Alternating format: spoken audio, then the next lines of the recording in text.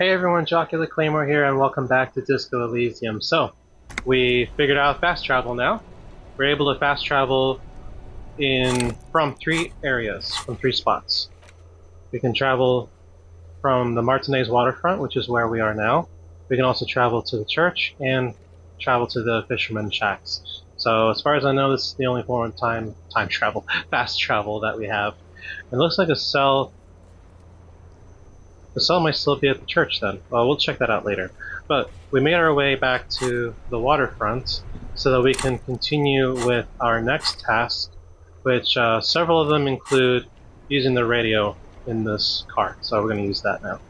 Inside, you see a set of steering levers, a radio microphone, a pull-out toolbox, and the soft glow of the fuel preheater gauge. So let's pick up the radio. This is Precinct 57. How may I assist you? Okay, so several things here. Alice, connect me to the 41st.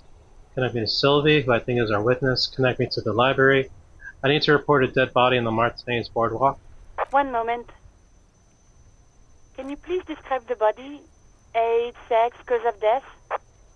Yeah, we found this body on the boardwalk a few episodes ago. An unidentified middle-aged man, height 170 to 175 centimeters, dark hair, medium build. Looks like he slipped, fell through a hole in the boardwalk, and hit his head against the metal bench. We suspect he might have been inebriated when he fell. There were bottles all around him, and traces of vomit on his shirt. Any signs of violence? No, seems like it was an accident. No field autopsy necessary. Right. You can hear her quickly typing in the background. What about his belongings? Did you examine his clothes? He was wearing boots, trousers, and an old leather jacket with a bright blue lining. I found a library card from his pockets. Any information on the library card?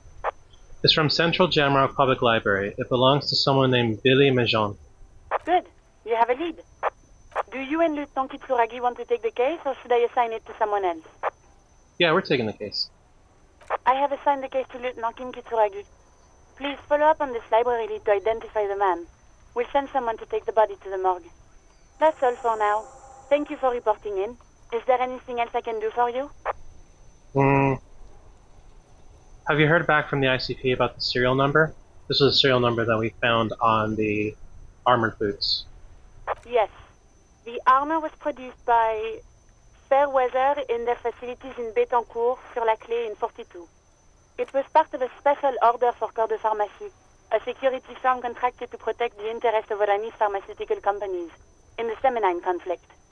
So, it seems the armor went to Seminine. That's where the paper trail ends, though. Even the firm has proven difficult to track. Corps de Pharmacie has been renamed several times over in the years since the armor was issued. I'm guessing one of its names is Cornell. Yes, that is the most recent name the ICP has been able to connect to the CBP.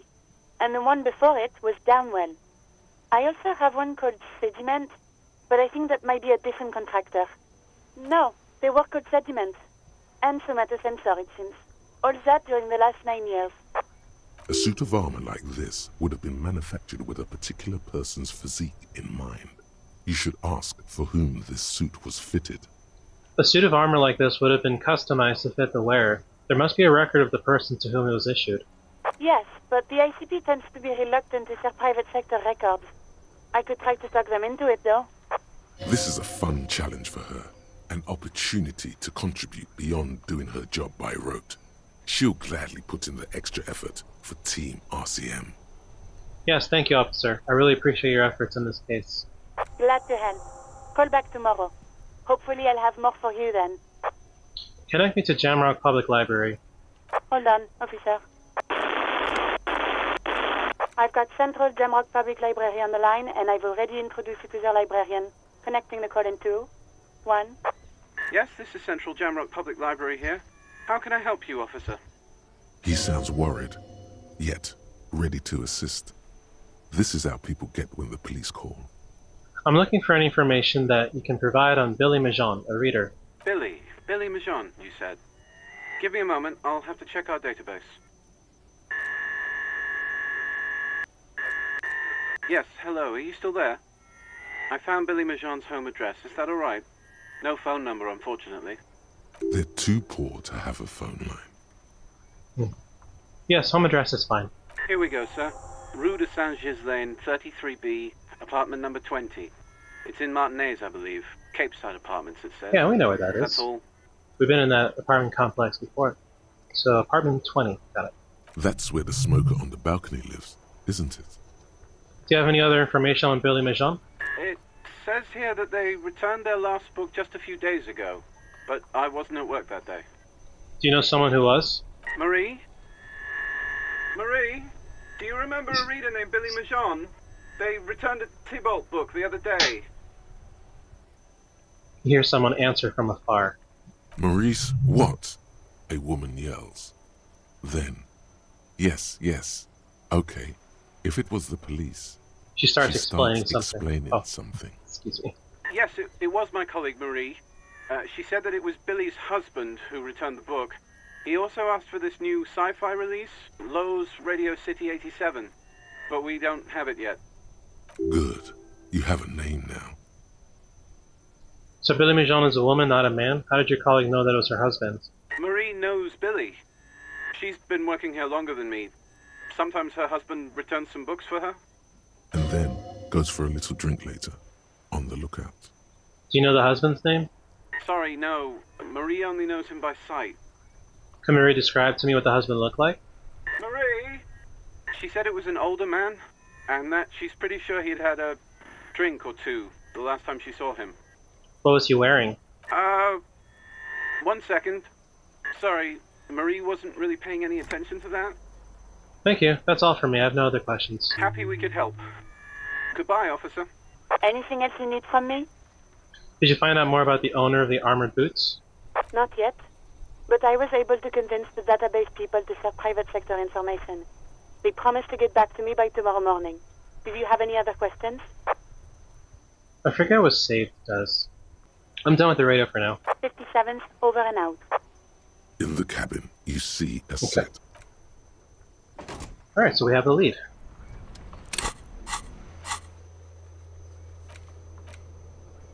Call Alice back in the day. Okay, so I have to do that the next day. And then here, go to Billy Majon's apartment to deliver the bad news, apartment 20.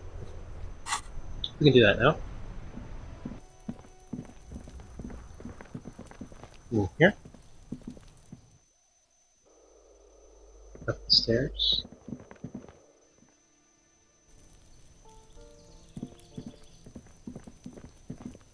A weathered brown door. Here it The is. number reads 20. Something smells good. Soup à l'oignon. The lieutenant motions to you to go ahead and knock. This is the door. You already know it's the right door. This is going to be so hard. Hold on, Kim. We should discuss this before we move on. What should we expect? You're right. Let's talk this through. He looks at the apartment door and lowers his voice a bit. You hear light footsteps passing by the door and some folk music playing on the radio. We have our first preliminary identification. In all likelihood, the deceased is the husband of Billy Majon. We need to confirm this, as well as deliver the death notification to Billy herself. Now, delivering a death notification is never an easy task. There's a reason why it's often called the most stressful part of our job. This is why it's usually done in pairs. You got this. I'll be monitoring reactions, ready to act if necessary. Do you have any advice on how to tell her he's Dead? Just don't say that you know how they feel. You don't. Good advice. Alright, look, I want to do this, I want to do this. Okay, I'm ready. The lieutenant motions towards the... Hello? Who is it? And someone turns down the radio. This is Billy Majon's home. This is the police. Please open the door. The police? A moment, please give us a moment. Tidying up. Nervously. There's fear in her voice. Come in, the door is open.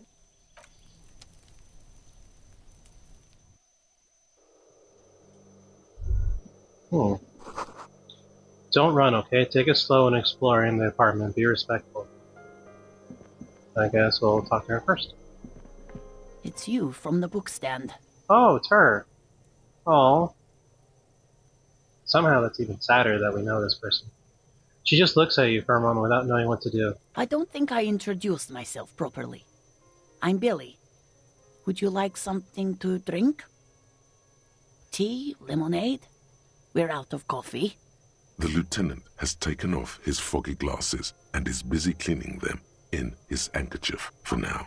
You're on your own here. Condensation from stepping inside. He must feel vulnerable without his glasses. Is this why he's letting you take the lead? Thanks, but I'm alright. Is this about Victor, my husband?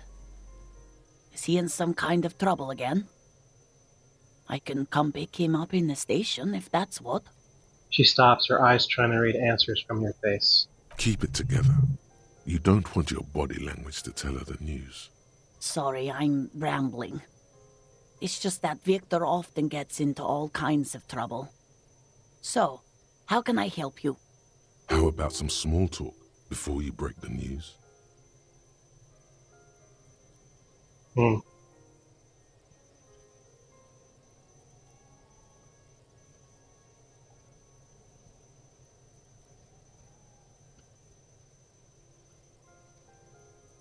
Can't be retried. Might as well. You've done this before. Just keep your focus. Ma'am, I'm very sorry to say, but your husband, Victor Mejean, was found dead on the Martinique boardwalk. What did you say? Your husband, Victor Mejean, is dead. I'm very sorry for your loss, ma'am. Oh. She touches her neck, eyes pale like pearls in seawater. Oh. But he was just... She looks at the kitchen table, where 2 cigarette butts are still in the tray. But he was just here. Alive. Yeah. We understand this comes as a huge shock. I want you to know that me and my partner are here for you if you have any questions. Take your time, ma'am. What happened to him? She turns to you, her neck and cheeks are covered with red blotches, her double chin is shaking. It's still early to say, but at first glance it seems like he slipped and hit his head. It was an accident, he fell through a hole in the boardwalk and hit his head. Was he drunk? Alcohol may have played a role, yes. I see. And you just found him there, lying in the cold. How long had he been there?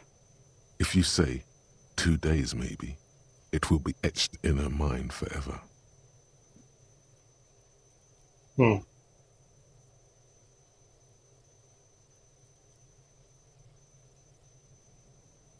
It's hard to say at this point. She blinks, eyes welling up with tears, as her hand starts searching for something from the pockets of her dress. The handkerchief. Here, take this.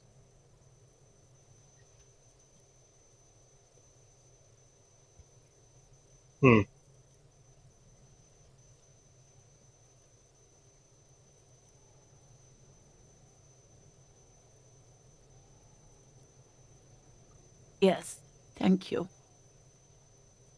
She smiles a small, terrified smile, then wipes away her tears. She looks disoriented.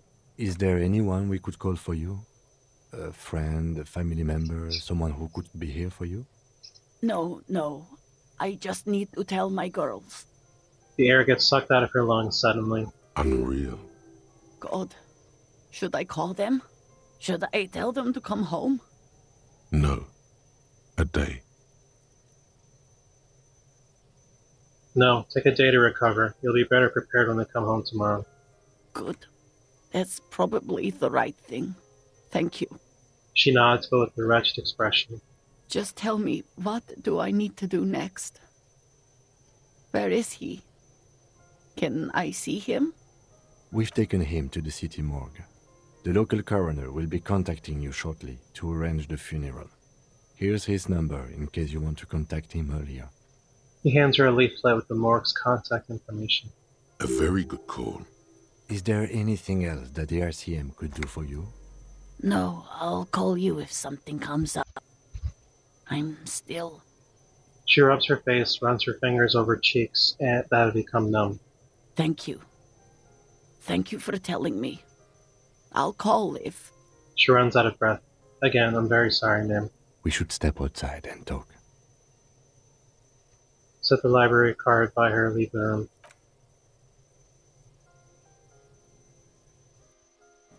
I wanted to investigate the apartment, but somehow it doesn't feel appropriate.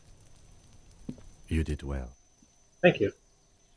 The lieutenant says, as soon as you left the apartment, the balcony feels cool and quiet with a stunning view over the district. What now? I'll call the station when we're finished with the day, and let them know the name of the deceased. That's it? That's it. We should get back to our case now that our duty here is done. What about Billy and her kids? They'll manage. Right. Let's go.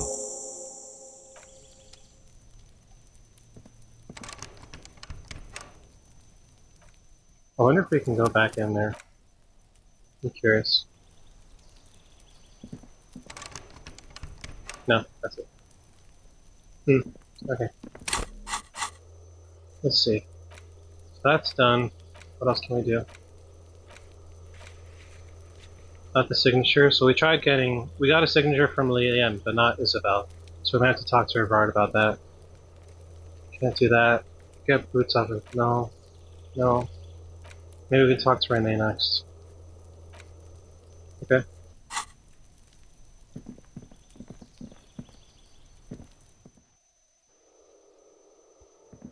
That's sad.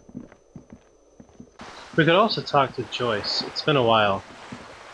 Maybe we can do that before returning to Rivard. Yeah, that's where Billy used to be. Alright, let's see. Officer! God damn it. Pull yourself together, René. We could try this again. As René turns from you to his partner and back, the medals on his chest rattle and glare. He keeps his spine straight and his ribcage lifted, displaying them proudly. How many medals are there? 2. The larger one is shaped like a cross, while the smaller medal resembles the sun. Look at the cross. A crowned head in front of 2 crossed rifles. The medal hangs from a blue striped triangle. It's the Croix de Bravoure, Cross of Valor. The cross was the highest battlefield decoration in Suzerain's armed forces, awarded for exceptional bravery in the line of duty, in service of King Frizzle I. Let's look at the sun. A small blue star inside an orange sun. It has the word Valiance written below. The setting sun was a decoration used to distinguish seasoned combat veterans in service of King Frizzle I during the Revolution. Croix de Bravoure and the setting sun. Did you get them for... For bravery. It's a conflicted topic for the old veteran. There must have been a number of controversial episodes in his service days. That's what I was going to say, bravery. I'm sure. But I know this uniform's reputation. You are also wondering if I got this for raping women or killing babies. I don't know the reputation of anything. Don't even recognize the war. Son, we should never forget our past. Lots of mistakes were made back then, but there were also lessons. Forgetting those times means the mistakes were for nothing. That all those people died for nothing. Whoa. Sounds like you're about to open the gates of conversation. This man will literally talk your ear off if you let him wander off the memory lane. So what did you get the medals for? For doing my duty in the heat of battle. For looking my mortality in the eye. When men like Gaston here hid in the bushes and shot themselves. He saved some muddy princeling who foolishly strolled into the front line in his gown of velvet and gold. Saved a princeling? It was on the first months of the revolution here in Revachol. Unrest was spreading like wildfire. Marauders had taken most of the Couronne and were getting really ambitious. King Frizzle thought he could end it all in one decisive strike. Sent his cousin, Drisson, to put an end to the unrest. Alas, the young Drisson was all piss and no vinegar, wearing a tunic of purple velvet and cockatiel feathers to battle. Even his rifle was gold-plated, shone from 5 clicks away. Can you imagine the asininity? You can. It's very asinine.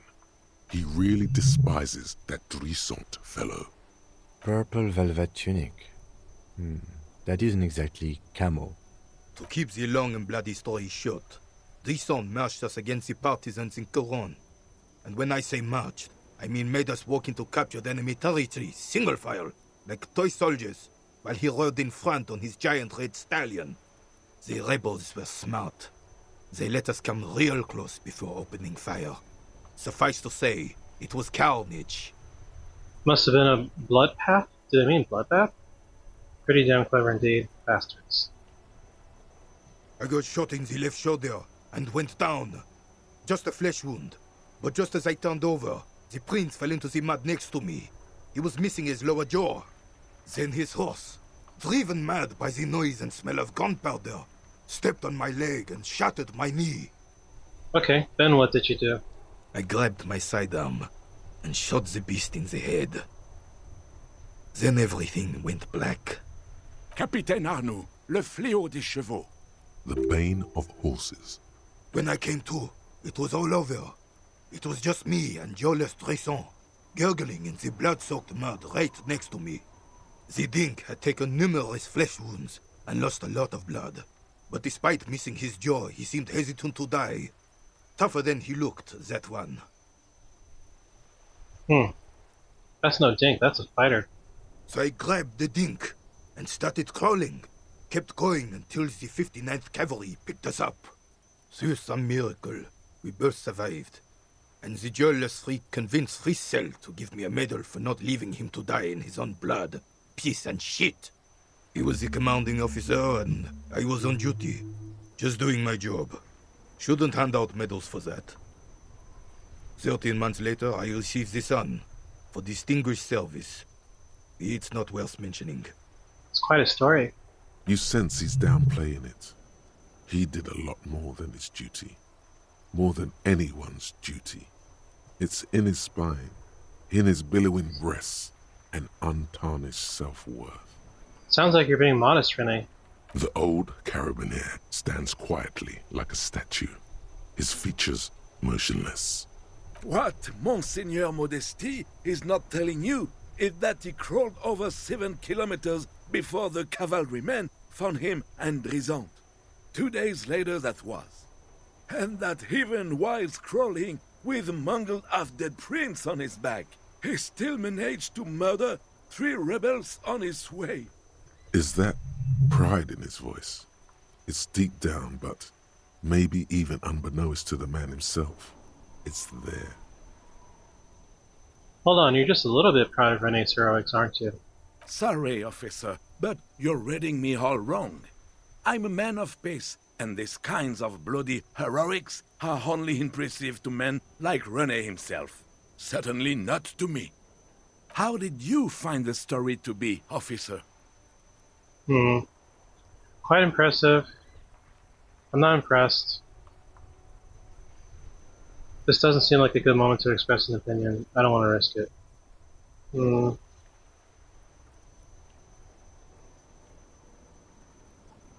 Bon Dieu. You and Gaston must be related. His blood runs yellow too. Maybe, but also bear in mind, officer. They don't hand this out for anyone with a service record. Oh no, you have to get shot. Repeatedly. And you need to get your hands bloody too. Really, really bloody. Do not speak of what you know nothing about, Poltroon. Duty is something you will never understand. Why do you despise Drisson so much? Because he was a goddamn dandy. Had no business leading men or even being on the battlefield. All he was related. That's it. Royal blood alone doesn't make army commanders. He was a stupid kid, only interested in horses, hairstyles, and man-loving. And 782 Royal Carabineers are dead because of his incompetence. Whoa, man-loving? Is that even a word? It is not. Okay. Bah! There were many such stories in those days. Many such men, too. True Revacholians. Men with backbone. Oh, yes, René, yes. Men were bigger, girls were prettier, and everyone wore the fascia. Lord, please, bring those days back, if you can. I'm not! getting into this with you again. Officer, was there anything else? You should try to come up with a heroic story of your own. Yeah. Impress. Alright, so we're done here. I think next we can talk to Joyce. And it should be good because it's been a while since we talked to her and a lot of developments have been made, so there's got to be something new to talk about with her.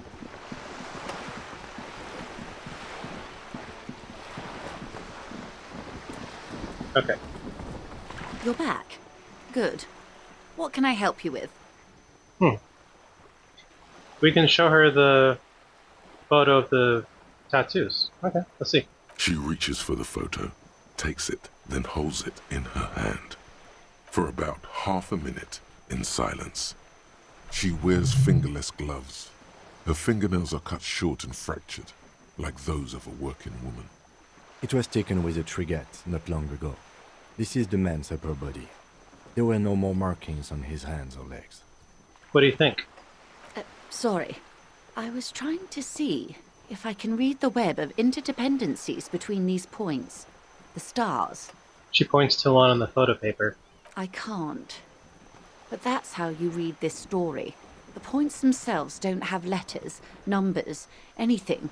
Their size, location on the body, and distance from each other tells you what they represent. Like stars in the sky? Close. Port cities. This is an Oronese map of the waterways, a sailor's tattoo worn by wayfarers of the Dolorian century. Over 300 years ago, the sailors would mark their bodies to map their travels. What is the use of this map? The sailor's soul would use it to fly back home if they should die abroad. This is a sort of contraption to be reeled back in by. The silver cord, they would call it. What travels did the dead man make? Quite a few. Vredefort, the Oronese capital, traditionally stands on the right shoulder. He started somewhere near here, I think. What next? Then he made his way to the Pretto Grande, through what I think must be the Stutz Canal, an artificial channel through the Occident. From the Pretto, he sailed to the Insulindic Ocean, first the Seminoles Islands, then this. She points to his heart. What is that? Revachol. Those are the two constants. Vredefort on the shoulder, and Revachol in the heart. They started the tradition of these maps right after the discovery of Insulinde, at the dawn of the Interinsulary Age. The old world passing by, and the new world already here. You said you can't read it. I can't. This man was no sailor, and these are no ports. I can understand geographic fragments, but not their meaning. Vredefort? Vredefort has a military academy. The Seminoles Islands saw a recent conflict. In Revachol, he was executed. Maybe it's a record of his military career. That makes sense to me. We have no more use for a map of the waterways, just like we don't need sailors the way we used to. This is what the custom would morph into on the Occident. Mercenary tattoos. For all the boys looking for adventure, a blood spatter on the seas. Who could tell me more? His platoon members? The other contractors. Though I do not suggest you go and show them that picture. This man was their friend and comrade. Surely there are other people to ask about the tattoo. This is not necessary to complete the task, officer. It's a dangerous side task. Search elsewhere. Surely there are other people to talk to. It's not necessary to complete the task. Dangerous side task, search elsewhere. I guess we'll save it for later. I am relieved you think so.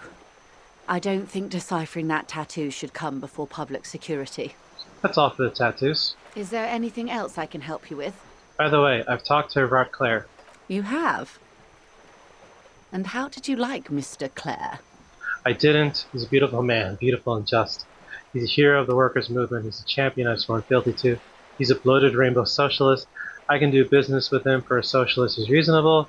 He's not the champion I have chosen. I wish to swear fealty to you in the cause of capital. It's not important if I liked him. I was doing my job. A lot of options here.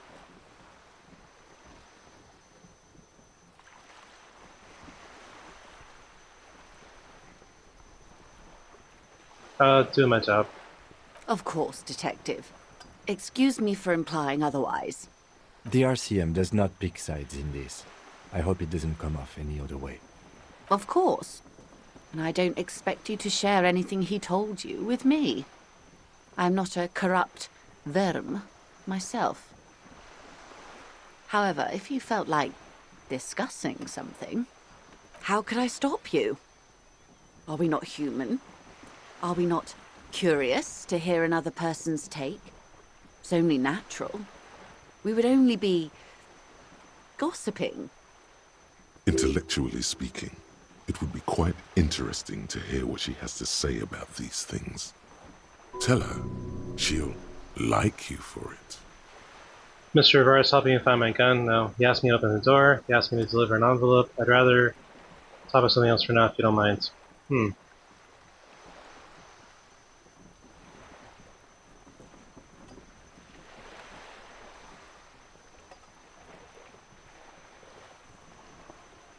Of course, Detective. He has eyes everywhere. Should something come up later down the road, don't be afraid to drop by for a chat.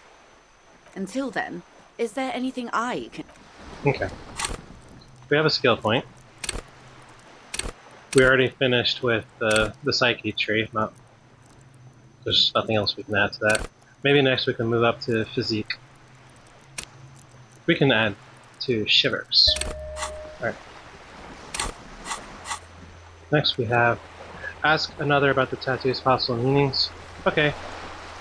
The other thing I can think of is going back to Ervart and talking about how we couldn't get both signatures. Maybe there'll be some development with that quest. We can also pay Gart now to stay at the place. Maybe we can do that on the way.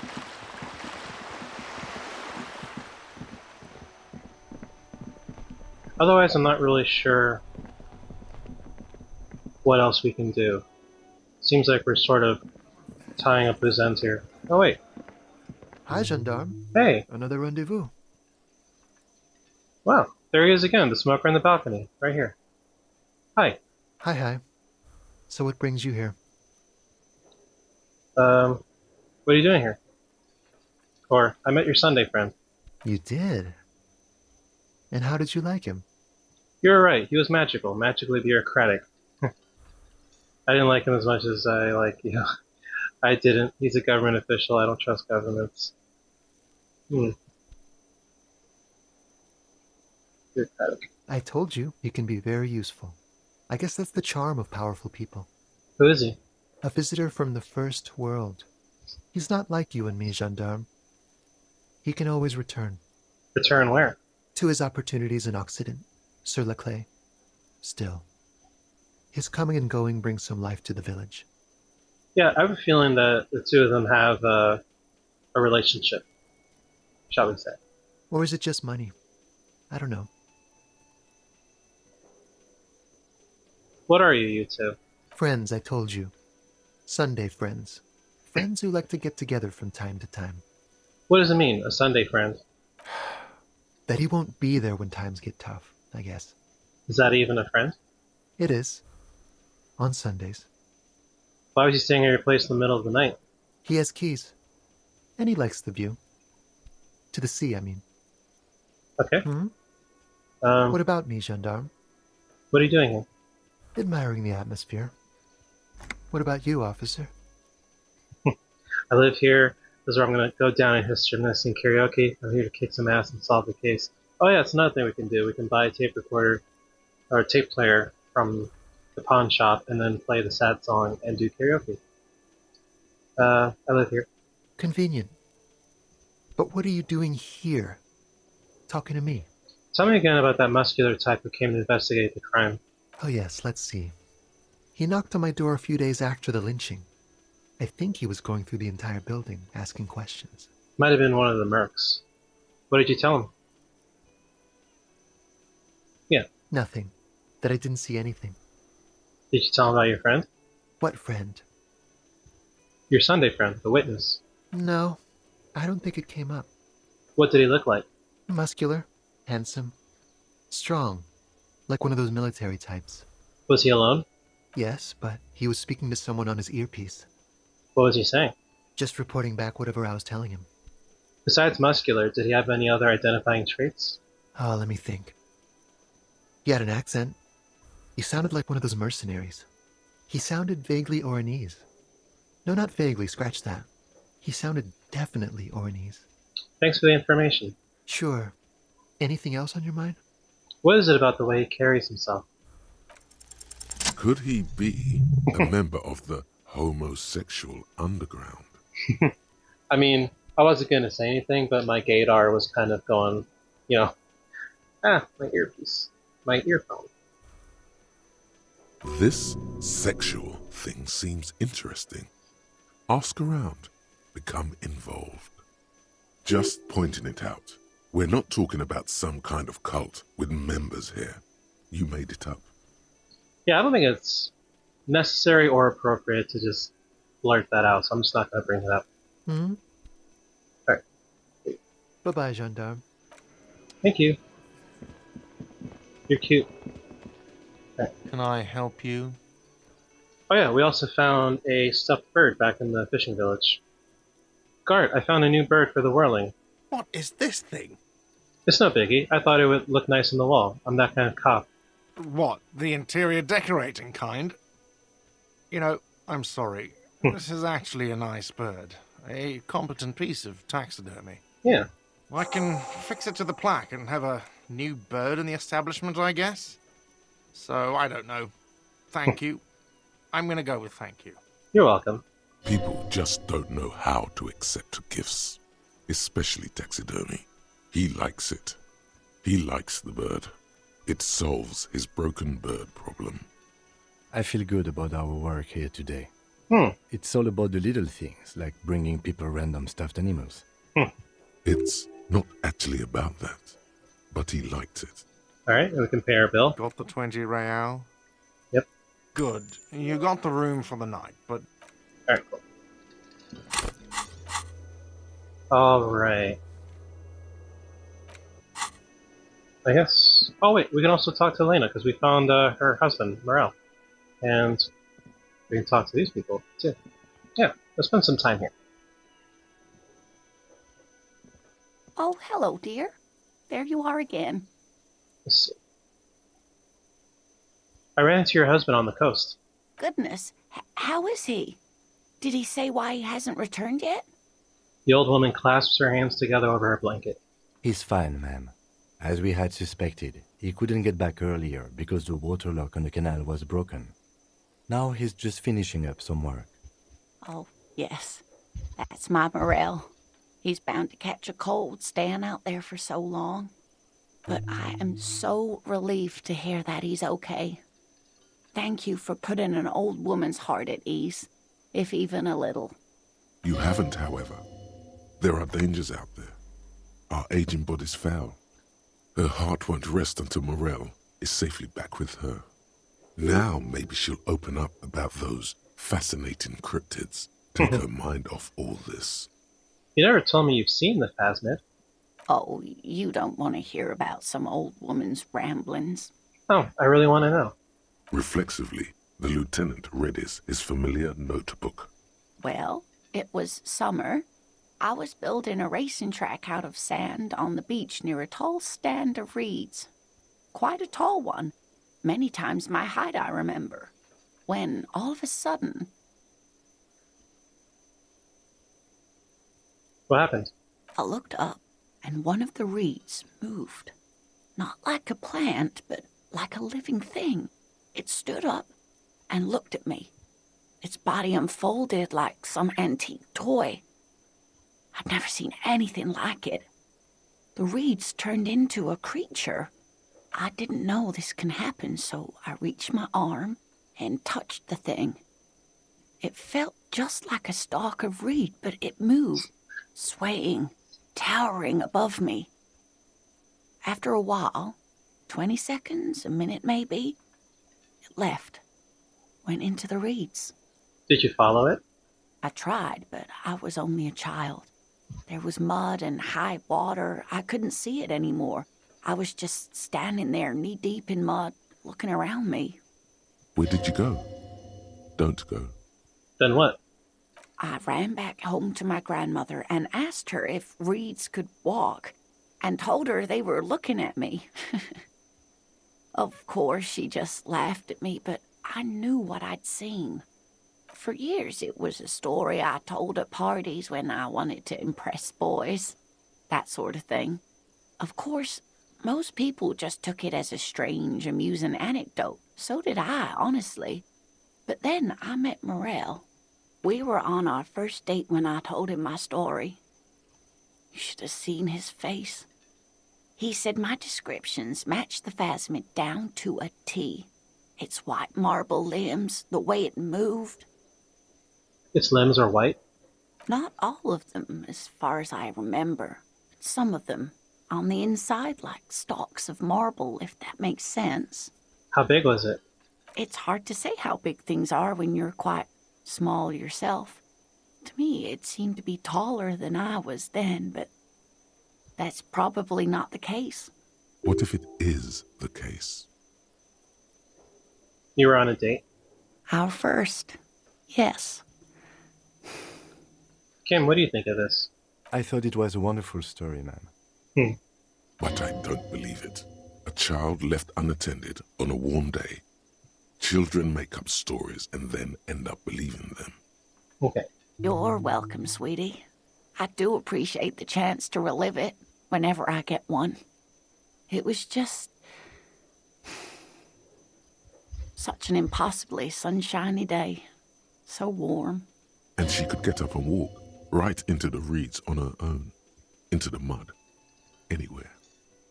Alright, we can try this. Maybe you could convince her to tell you about some cool cryptids. You're an enthusiastic idiot. But you're still an idiot. We don't have time for Cryptozoology 101. Let's get back to work. Alright, we try. Okay. Who are you? You look like shit. These are people in suits. And I don't mean that as a metaphor. You look like shit, asshole. I don't look like shit. I know it's intentional. Last couple of days have been rough. Looks don't matter, it's just inside. I'm not gonna get this case solved.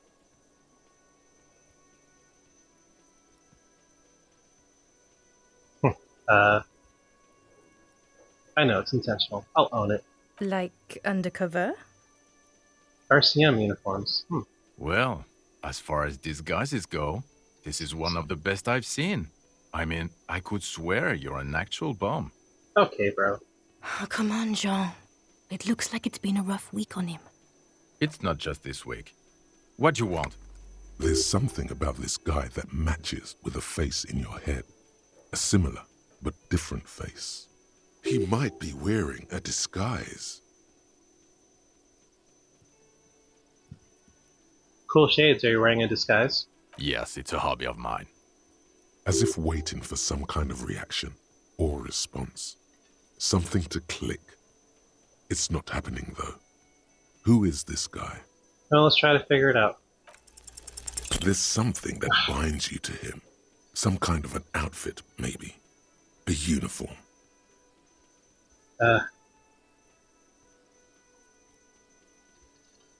Working class? I don't think so.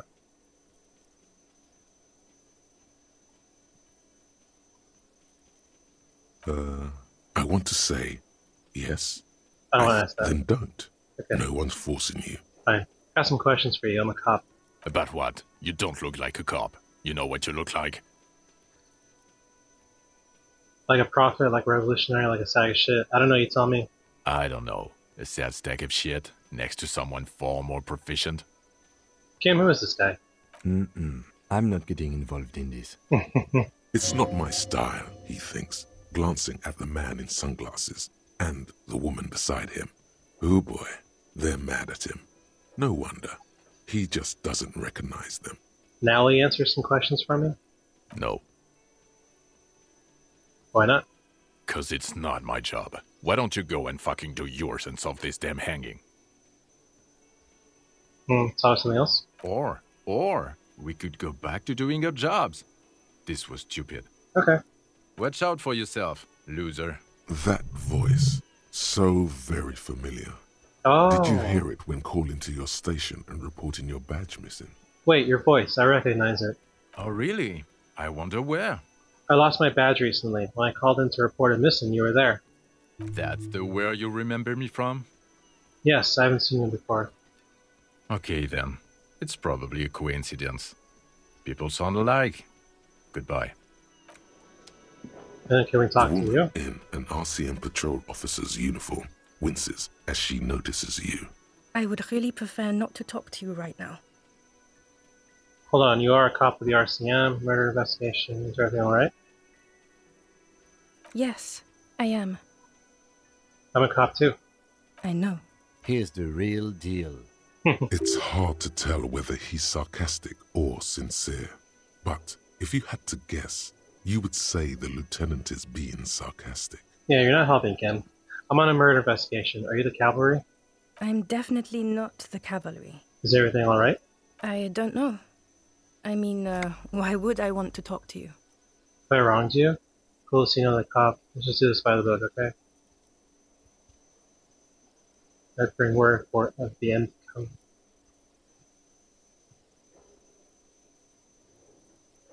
By the... Say 7 incredibly boring things. Alright, cool. Okay, fine. Let's talk. What did you want? What does one talk about with a fellow officer? So what precinct are you from? What precinct? Am I from? God, he doesn't know. Fucking deranged lunatic. You're getting an intellectually unsatisfying vibe from this conversation. Maybe you're doing something wrong. Okay. Don't really see point of this. Maybe later. Okay. Anything new with you? I've got nothing to say to you. No. Anything new with you, Titus? It's you again. What is it?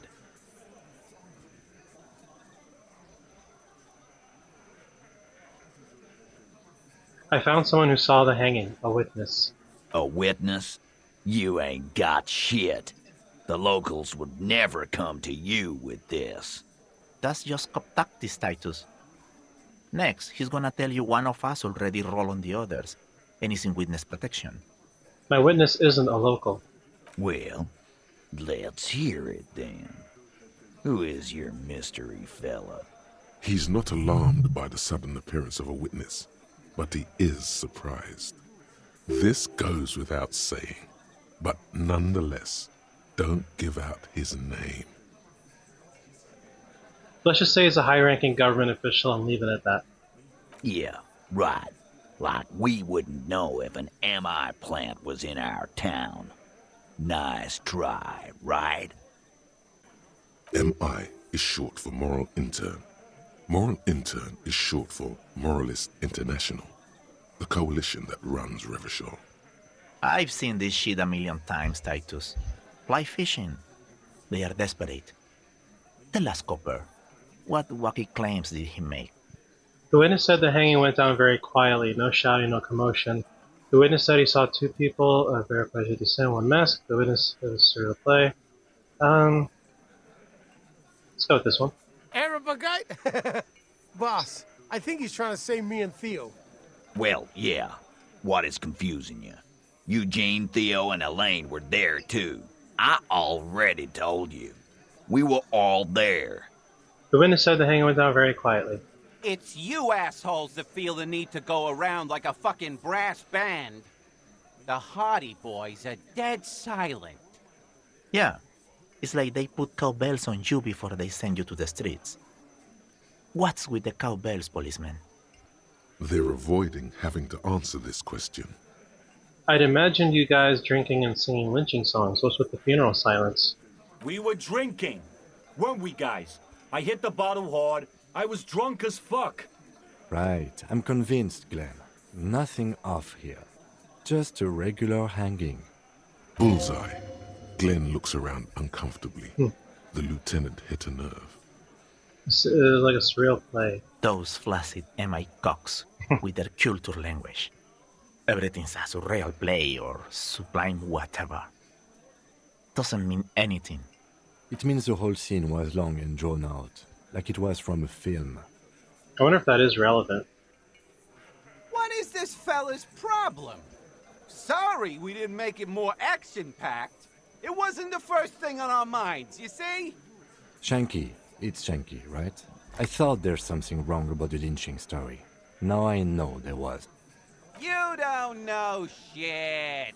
I know you are lying, Shanky. Enough about the witness. Some witness. I pulled the same shit. Came up with some shit, then went and said it to people. Get a reaction. Don't have to go to cop school to try that. You don't have to go to school for shit. I never went to school, and I'm doing great. You're doing a hell of a job, man. Hell of a job. So much bluster to hide the fact that they're uncomfortable with you having this info. So I don't have enough authority to pull off that check, so I'm not going to. If anything, what I can do is do a backup save and then try again. Okay. Speaking of save. Alright, next thing I want to do is go to the pawn shop, get a tape player, try to finish that karaoke business. This one.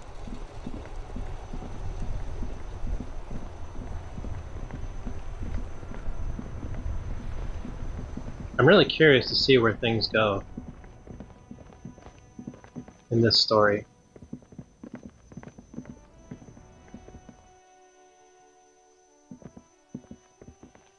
Hello again. How can I help you? No. A typical Martinez streetlight sits among assorted floor. Okay, so we need to find the tape player something. Wow, a very large red t-shirt with an impressive print stands out from the other garb. Oh yeah? Oh yeah, the print depicts a muscled man striding toward you, a giant sword in each hand, encircled by burning embers. Behind him is a cluster of cabins engulfed in flames. Beneath him are the words, Hyundai burning. Sounds good, but not what I need right now. Yeah? You see rows of toy soldiers guarding the rest of the trinkets. Must have a tape player somewhere. This? The boomboxes wait on the shelves, and your boombox, that gold and amber Harman Waushi, stares at you longingly with its tape-reel eyes. Okay, so see what we can sell. We need at least 5 more. About 5. Hello again. How can I... Sure, let me have a look. Anything else you're thinking of selling?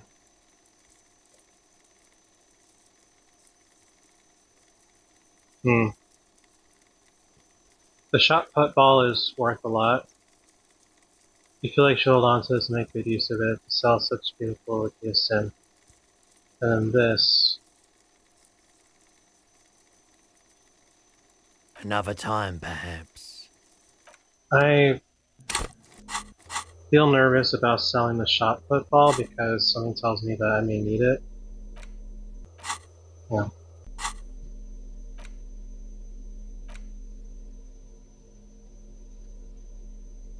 If anything, maybe we can pick up more money along the way. So we need 12 real for that tape player. I guess for now, try to go through the door. Thank you. For now, let's go speak with Everard and see if there's anything new. This is the night watchman's booth. If you must. Nothing looks like the inhabitant is rather pedantic. Maybe we can take the picture.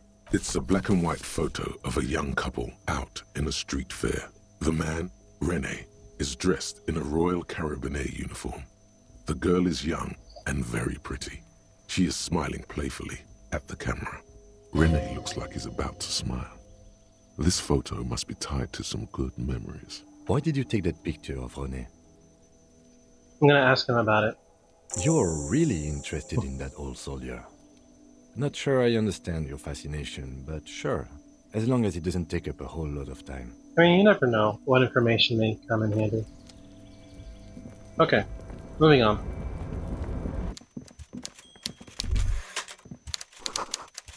This is not a fishing rod, is it? It's...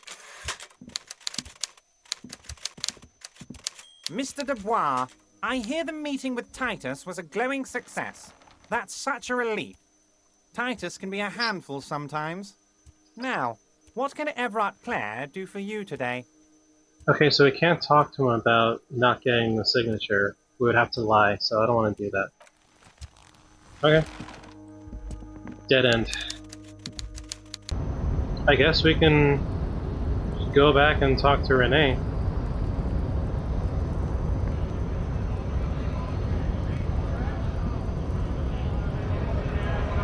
Hey, first try.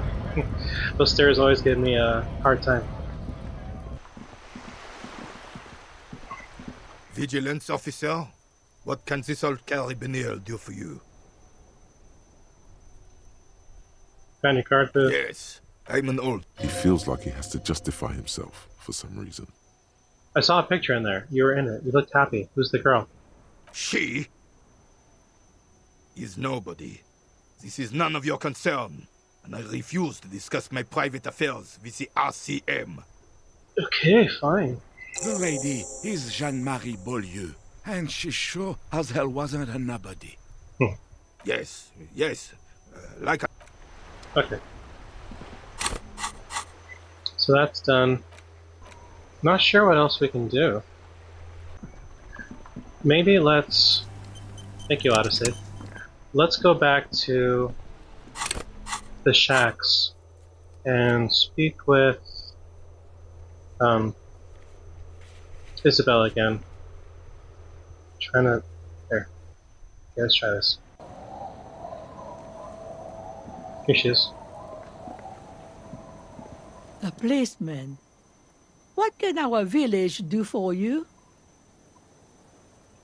So we can't convince her anymore. I found this jacket, but it's filthy. Could you wash it for me? I can wash it for you, but it's going to take about a half an hour. Think you can stay put for that long? Sure. I could use a breather. It's been another track and field day. Yeah, I'll wait. Well, hand it over then, and I'll see what I can do. Must say, I'm proud of this one. It's pretty nice underneath all that filth. I hope you'll have an easier life in your hands. So here it says put skill points in the suggestion to open this white check.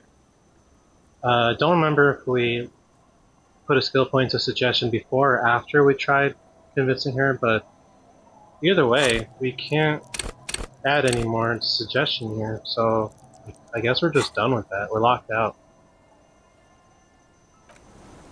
We could always lie to Rivard, but he would know we're lying. Okay, close. Element proof. Always hot. Sweat like a pig. Interesting.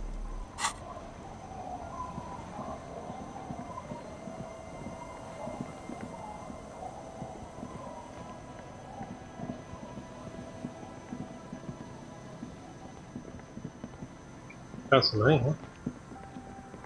And looks like someone else, maybe some other people we haven't spoken to yet. And maybe a new path we can walk down.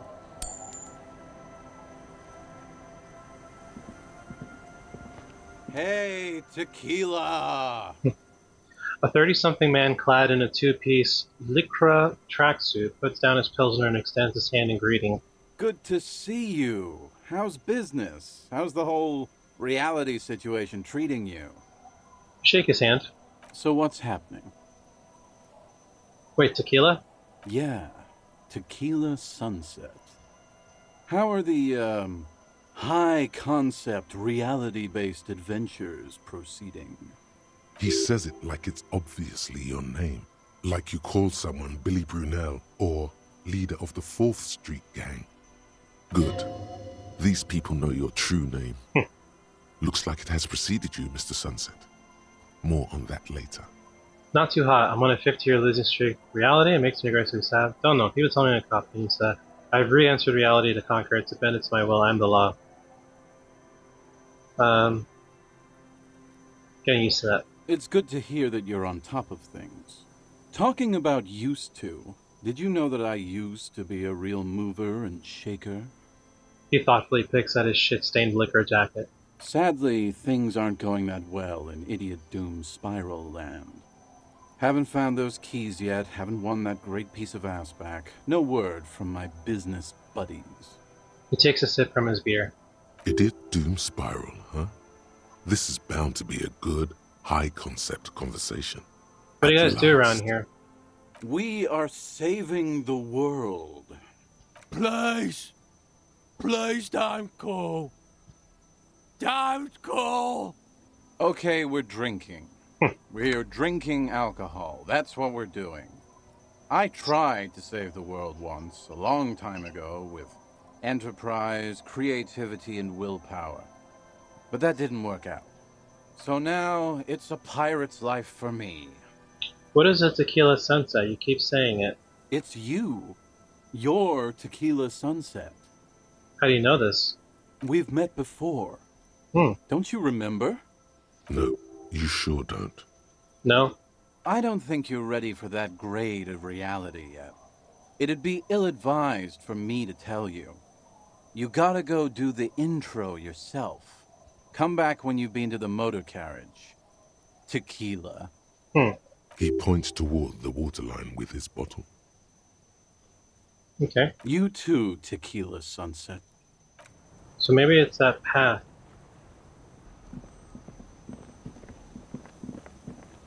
Like here. Oh. Trying to... A drop in temperature, an easy flow of air, an empty street. Before you, a thoroughfare unjammed with lorries. No more drivers smoking on hitch steps. Just silence. What did the smoke smell like? Chemically sweetened. Across the road, a forgotten bus stop. Corrosion has opened a hole in its roof. An elm tree watches over the building. Its branches are dripping with rain and snow. The road is smooth and motley. Craters filled with a black asphalt. The asphalt, first laid, is grey already. A row of tenements are under construction in the distance. Who are the people who live across the road? A tub warm with water, white with soap. A man bathes while radio waves transmit the lottery numbers. 4, 18, 21, 4, 1. A modern washing machine rattles a drawer full of silverware. What about the bus stop? Number 312D. Young girls used to come here, huddled up, hoping for more warmth than their thin coats give them. The bus took them to school. It has not run for 8 years. There were not enough girls to sustain its cost. What about the road? Craters pocked the surface. Children played in them until heavy trucks full of black pitch rolled in. The landowners have filled the craters with money. It is a vital artery of the flow of trade. There's one bump on the road. A dead dog lies flat about 200 paces away, right at the turn. A dead dog? Tragedy comes from the wheels of a fast RCM vehicle, hurrying to work. The cold washes over you. The sound of the sea has grown distant. That's enough. The wind moves the aerosol. A detective stands behind the boom barrier. A breeze moves a curl of his hair.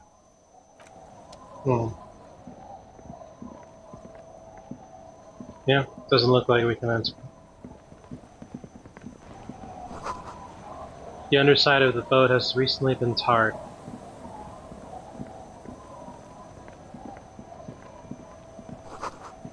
Footprints in the snow. They lead away from the accident. Oh, could that be the tequila thing? This place is bigger than I thought. Banged up fuel canister. Oh, we could sell it. Interesting. Okay. A bottle drained of all its booze is frozen to the ice. And more money. More money. Yep. This is it. The scene of the party. The fire pit. Cigarettes and empty bottles all evidence it. Hold up, don't you mean scene of the crime? Or, yeah, sure does look like a lot of folks partied here. Looks like they were here a while, judging from all the bottles. The sunken motor carriage provided them a focal point, like a goose ice sculpture or a chocolate fountain. Hey Kim, looks like we've had a couple of partygoers here. Looks like it. Looks like they had a great time laughing here. There's just some kind of theater to them. I don't know. Great time. Hey, let's keep moving, detective. Somehow, he doesn't want to dwell on it. Okay.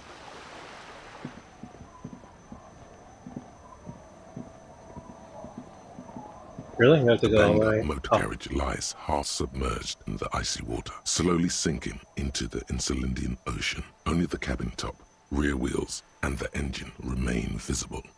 It must be cold and lonely down there, in the icy water. The seawater has already started to corrode the metalworks. A carriage in the sea? Where did this come from? My guess is it started its journey from the plaza, where it backed through the fence. Let's investigate, Kim. I agree. We should definitely investigate. You get a sudden, sinking feeling. Stomach acid comes up as you look at the motor carriage in the deep, dark, cold water. Run your hand over the cold metal. The motor carriage is properly stuck in the ice. Getting it out would require a team of specialists. A single day in the salty seawater would ruin most vehicles, but this one looks worn even in places the salt water hasn't touched it. What is the make of this MC? Can I see a logo? The logo is too deep in the murky water. You can't make it out, but you do see a monkfish float by. How long has it been here? The ice hasn't closed around the vehicle yet. My guess is it's been here since last Saturday or Sunday. The estimate is correct. The incident probably occurred on Sunday evening. Well, well, well. Looks like Jacob Irv's journey came to an abrupt end here. Your mocking tone finds no response, but the motion of the waves.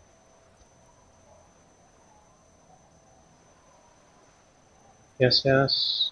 Crazy recklessness. Yes, yes. Crazy recklessness.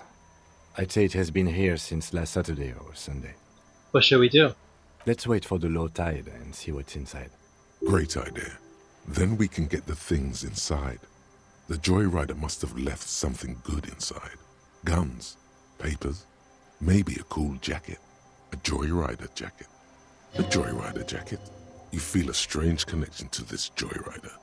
Maybe he's from some kind of joyriders district and likes blue and white racing livery, like a cop would. How long will it take for the low tide to come in? I don't know. An hour or two, tops? Sit on the swing and wait for the tide to recede.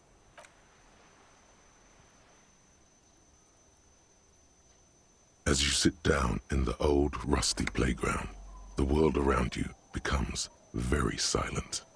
The hinges creak under your weight, dangerously so. Nothing but the sound of seagulls high above in the sky, echoing like distant laughter. Ice cracks around the blue motor carriage in the sea. We can whistle a tune and we have +1 for being an art cop. I remember when we got that development. Let's try. The tune on your lips forms a strange yet undeniably beautiful contrast with the surrounding bleakness. The lieutenant gives you a quick glance, then, still looking straight ahead, he joins you with a higher pitched and slightly more melodic trill. That's cute. We're both whistling. Two birds on a wire, whistling by the seaside, looking at the water and a sunken car. The wind blows. In the distance, behind the church, some vagrants are having an argument over a bag of tear they found in the reeds. Further away, a flock of seagulls lands. The clouds pass in the sky, and the shadow of the swing moves like the hour hand on a timepiece. 30 minutes have passed. Looks like this might take a while. time to present a good topic for discussion. So as your dad also, points to your eyes. That sounds racist. The Tiger is taking a sweet time.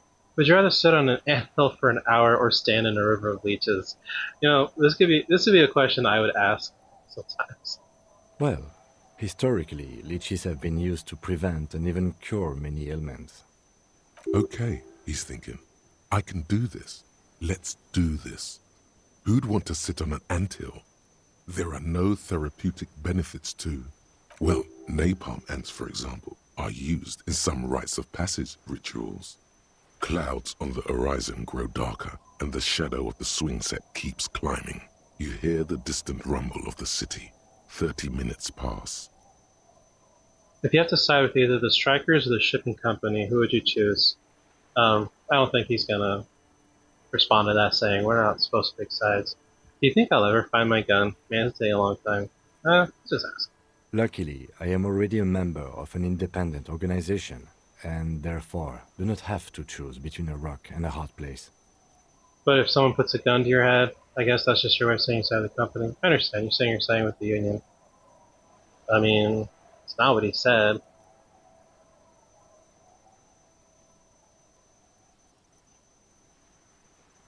Union? Your voice echoes on the water, strange and out of place in the environment. 30 more minutes pass. Can you make out the marquee now? Detective, I've been able to make out the mark ever since we arrived. I find it odd that you haven't. It's a Coupris, Model 40. Yeah, Kim knows more about cars than we do. Yes. Why haven't you? I don't know. It is a simple and rugged machine, favored by working men, government offices, firefighters, animal control people, those kinds of people. It's funny because firefighters, animal control, those were some of the options when we were talking to those RCM folks in suits. Okay, squint your eyes and say, is that a number on the side? Yes, 41. What do you think it stands for? It's as if he knows what it stands for, but wants you to say it. It's pedagogical. Does he know something about the driver of this vehicle? 41 is his rank in the underground street racing hierarchy. Small fish, this one. This must be Tommy 41, the morning host of FM 41. Looks like the factory made a mistake. I hate guessing. District something, a precinct something, municipal. Oh god, no.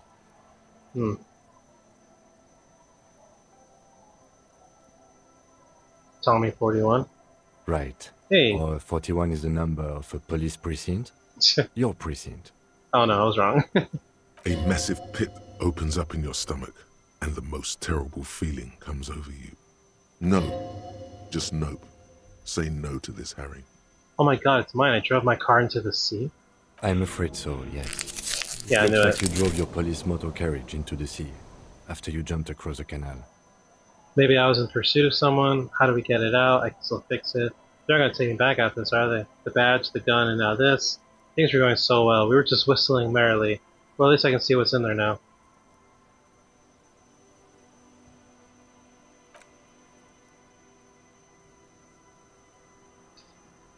Yes. Let's go take a look. Alright, let's take a look. Jacket. And badge.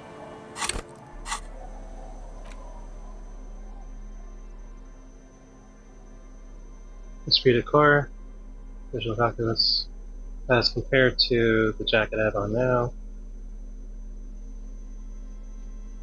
Know that neighborhood.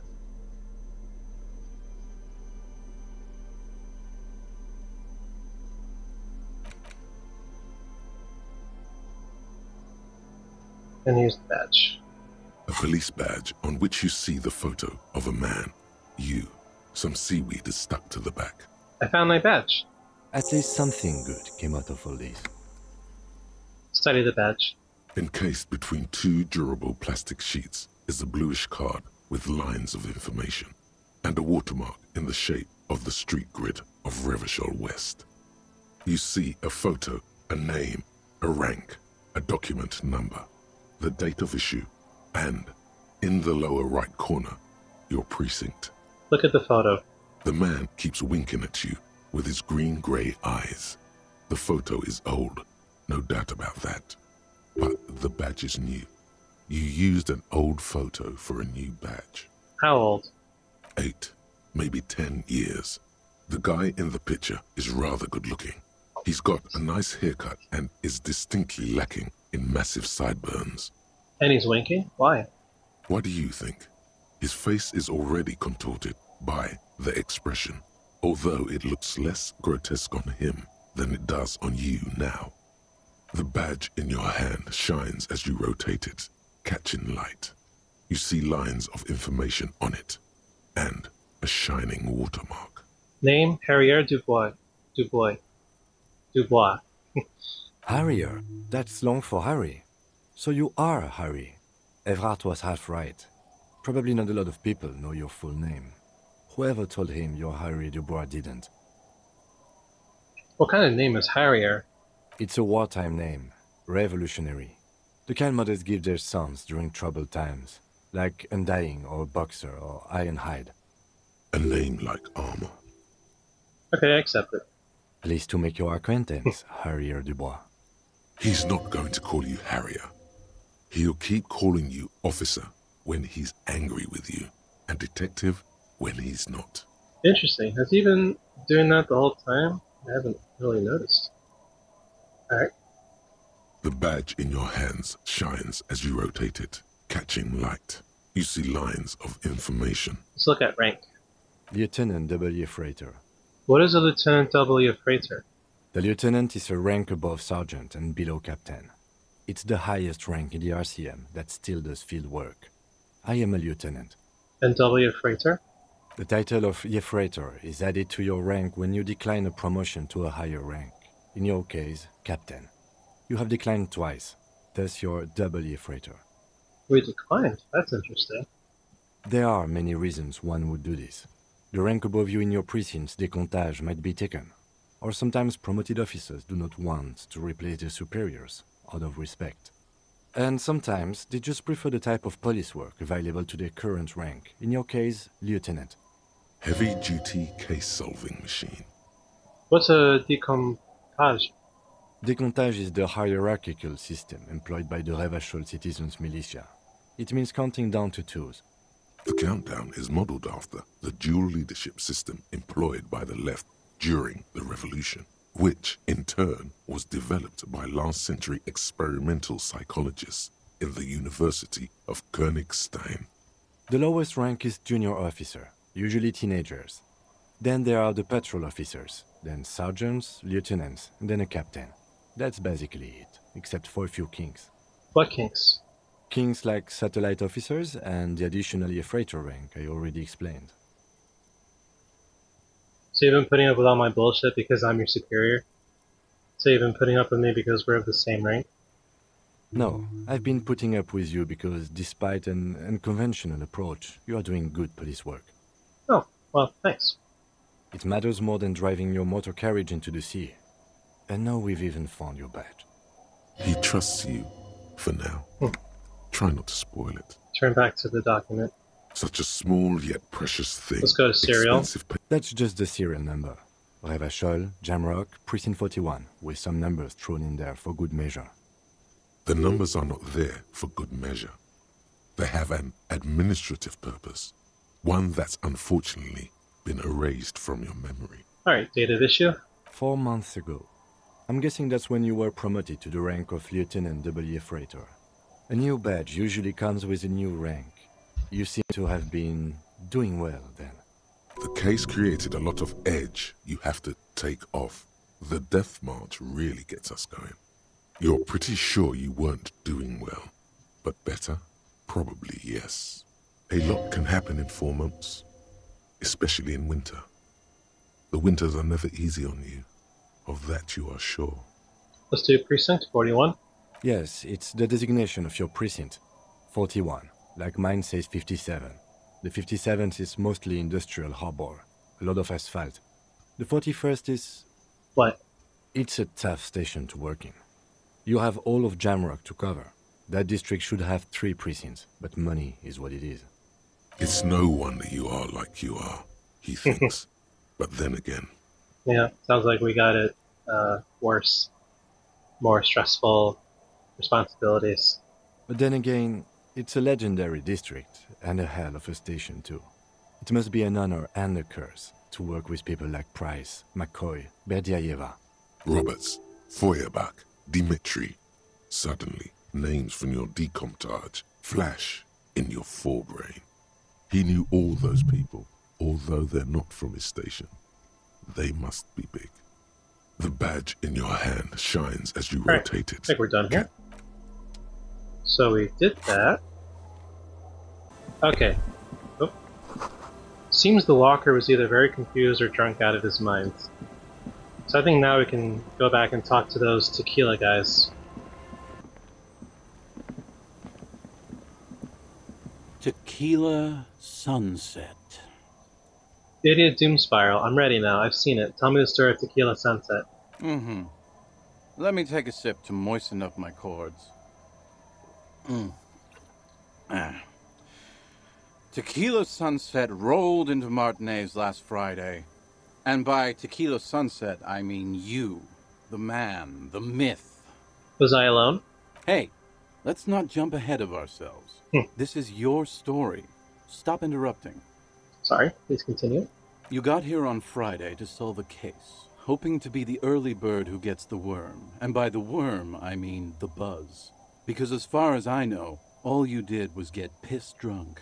Sounds like us. Word on the street is you went around the local hostel telling people that you're a police officer, and that it would be really fucked up if you shot yourself in the head right in front of them. That's pretty high concept, if you ask me. It is. Does that sound like something you'd do? Yeah, probably. The lieutenant's brow is furrowed. He's listening as casually as he can. What happened then? It was a late Saturday night when we, the Union of Moribund Alcoholics, were getting our drink on. Nothing remarkable about this. We get our drink on 24/7. Makes everything warm and glowy. I trust you know the feeling. One moment we hear the sound of a motor carriage revving up somewhere on the plaza, followed by a series of dings and bangs. Do you remember the sound of wood cracking? The billboard? Naturally, loud noises pique the interest of anybody owning a pair of ears. That's just the reality we're in. Naturally. Anyway, there was a brief silence. A gasp of silence, if you will. Followed by a real commotion. We heard the carriage careening towards the coast at top speed. Sounded like someone jumped the canal. We grabbed our brewskis and rushed to the jetty. Never underestimate the speed of an alcoholic. What we saw was a sight to behold. A beat-up police carriage containing you. Right there on the beach. You revved the engine and screamed at the top of your lungs, "The time hath come!" So, naturally, being the curious cat I am, I asked what time hath come. To which you replied, "The time hath come for Tequila Sunset, the end of all things." Oh god, what happened next? Say nothing, it's more dignified that way. Every word I said was true. Tequila Sunset will break the looms of reality. Oh god, what happened next? Your reality contracted. You jammed the pedal, plowed right off the jetty, and through the ice. We ran towards the ice, whilst you crawled your way out, miraculously unhurt, covered in seaweed and shit, like some kind of sea monster. When we finally got there, you were sitting on the beach crying. You said that your badge and uniform were in the car. It was too late to get in there, though. The carriage had sunk too deep. Recognizing a brother in need, we offered our condolences and invited you to party with us, which you naturally agreed to. We asked about the whole Tequila Sunset thing, and you told us it was your name now and insisted that we all call you that from then on. Tequila Sunset, huh? Sounds pretty good. Yeah, I agree. How long did we party for? Hours. It was an all-night drink-a-thon. Then, at some point, I think it was Sunday morning, you got belligerent and wanted to talk about Revacholian women. How they're beautiful and also whores and so on. How one of them fucked you real bad. Can't heal that either. After a short while, you crossed the event horizon, looked sullen, got up, and left without saying anything. Wow, that's quite a story. Yeah, I bet Tequila's a fucking legend around the precinct. You must be proud to work with him. Yeah. If you only knew. Did I say anything specific about this person that fucked me? Did I mention losing anything else? Did I say anything about my colleagues? Anything about the case? Politics? Did I read what kind of cop I was? The person that fucked me? You were pretty vague about it, but you kept saying you got fucked real hard, and that we've all been fucked too. Please, don't open that door. Damn. No one's fucked me. I do the fucking around here. Abigail! It seemed pretty painful, to be honest with you. If I had to guess, I'd say you're still working through some shit. Alright, just to be safe, we'll finish here, because we can't take any more It's a hard thing for a man to confront his past. That's why I avoid mine at all costs. You seem like you're characterized. You want to tell me another one sometime? Whoop-de-doo. So now I'm a fucking storyteller. Yes, right? Why not? Oh. Better than a beach bum. Yes, want to tell me how you became Idiot Doom Spiral? It depends, really. Are you willing to help me out? The gleam in his eyes and the slouch in his posture is so incredibly familiar. You might get scammed here. You want booze, don't you? I don't want it, man. I need it. Can't tell stories without it. Dry stories are boring, you see? So, have you got anything for good old Idiot Doom Spiral? A bottle for a story. Seems fair to me. Not now. In that case, I'm not a storyteller. Okay. So, some interesting developments there. Thank you, autosave. I think what I want to do before we wrap up is fast travel back to Martinez, go to the pawn shop, sell that fuel canister, buy the tape player, and finish this episode off with some good old-fashioned karaoke. I think that would be a perfect ending. And here you are. Quality sound reproduction on the go. It'll play anything, wherever. Turn any tape into a conversation of sounds and shapes. Alright. Tool. Here. And this one. The porter reel is just what you needed. The reel's attached to the apparatus with a satisfying click. The tape is routed behind the magnetic reader. Press play. You press the large button marked Commencer, and the tape starts spinning. There's a small delay before the song starts playing. Press your ear against the speaker. It sounds like someone's moving in the room, getting comfortable. Then the organ starts playing a simple, melancholic tune, echoing in the hallway. A lone singing voice joins in, telling you about the tiniest church in Cessons, surrounded by even tinier yard. You almost feel the seaside mist on your skin. It's mega sad. Our sad tape. Within seconds you know, this is the one. The real shit you've been looking for. The one you trust your room to. This one tells it like it is. This is your tune. A click, then silence for a bit. Then the tape stops spinning. Could I sing this for karaoke? I think I could sing this. Of course you could sing this. You could take sad to a whole new level with this. And you already know the lyrics since you've listened to it like 1,000,000 times. Yup, they're all here. All 3 verses. And the B-side of the tape contains the instrumental version. It's like the world itself is telling you to do it. Only one obstacle stands on your way. What? Gart. You have to convince Gart to let you sing karaoke in the whirling. After you've won him over, you can express yourself. Let the pain out. Make everyone understand. The lieutenant looks at you as you remove the tape from the boombox. He doesn't say anything. Alright, so we'll have to try that. Hey, Was there something you needed? Gart, I need to sing karaoke now. No, you don't. It's not happening. He tries not to look at you. It's dangerous to No one's using it. It's for the... It's for no one. It's a prop.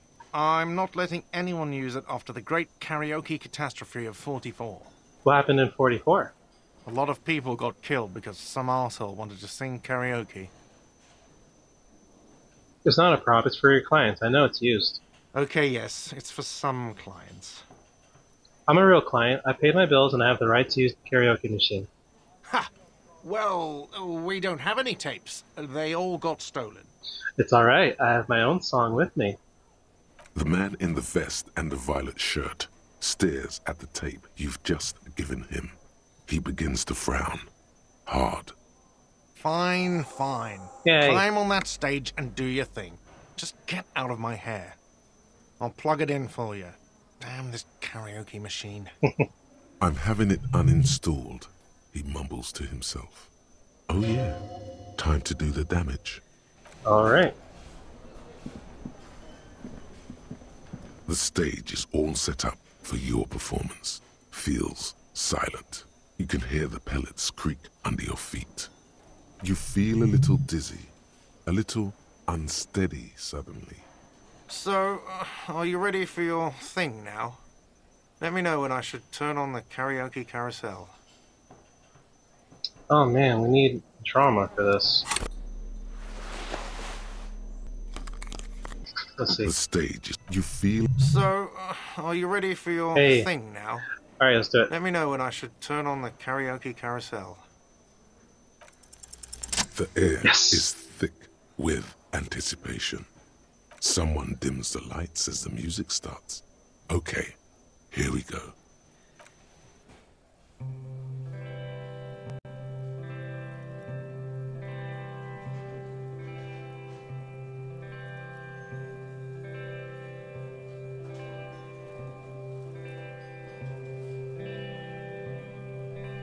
I would often go there, to the tiny church there, the smallest church in Saint-Saëns, though it once was larger. How the realm may rest there, down through the mist there, toward the Seven Sisters, toward those pale cliffs there. I would often stay there, in that tiny yard there. I have been so glad here, looking forward to the past here. But now, you are all alone. None of this matters. No, none of this matters at all.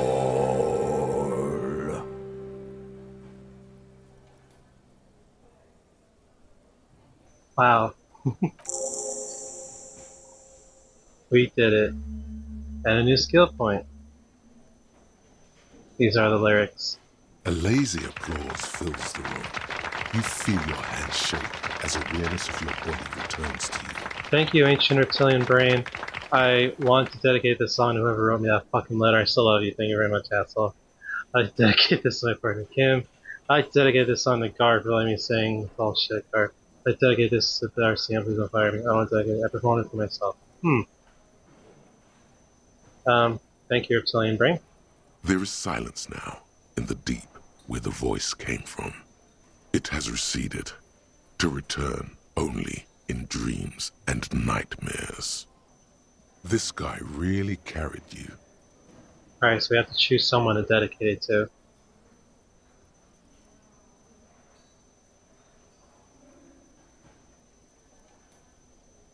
I performed it for myself. The microphone amplifies your voice in an uncomfortable manner.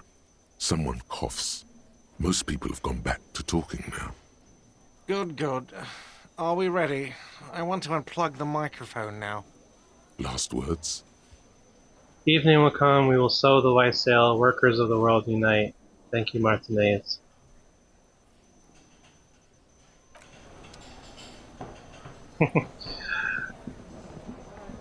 Does Guard have anything to say? Ah, smallest church in Saint-Saëns, right? The cafeteria manager is waiting for you to acknowledge that you recognize the song. Church is actually my past, it's my life, my love. I fucking rock that shit. Told you I rock that shit. It was alright. Subdued. I might start letting people up there again. Now, what can I do for you? Alright. That was awesome. And then as for our skill point, I'll look into that another time, but thank you everyone so much for being here with me. Let's go back to this trip right here is amazing. So let me just get a good look at it. There we go. So thank you everyone for being here with me. If you enjoyed this video, please like and subscribe. Remember to save your progress, and I will see you in the next video.